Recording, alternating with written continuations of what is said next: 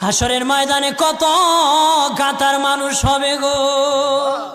নবী বলেন আয়েশা, হাসরের ময়দানে মানুষ 120 কাতার মানুষ হবে। কয় কাতার? আয়েশা রে, হাসরের ময়দানে 120 কাতার মানুষ হবে। আয়েশা সিদ্দিকা বলেন ইয়া রাসূলুল্লাহ, ইয়া রাসূলুল্লাহ, আমি জানতে চাই আপনার রাসূলুল্লাহর উম্মত কত কাতার হবে? নবী বলেন আয়েশা, আমি রাসূলুল্লাহর উম্মত একাই 80 কাতার হবে।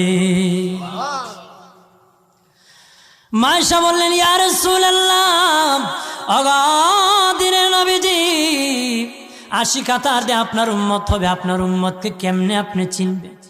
নবী বলেন আয়েশা রে, আমার উম্মতকে 3টা পরিচয় আমি চিনব। 1 নম্বর পরিচয়, আমার উম্মতের কপাল থেকে নূর চমকাবে, নূর চমকাবে। নবী বলে বাবা সাহাবীরাম, অসংখ্য ঘোড়ার মধ্যে যদি কিছু চান কপাল্লা ঘোড়া হয়, এইগুলা চিনতে বড় সহজ হয়।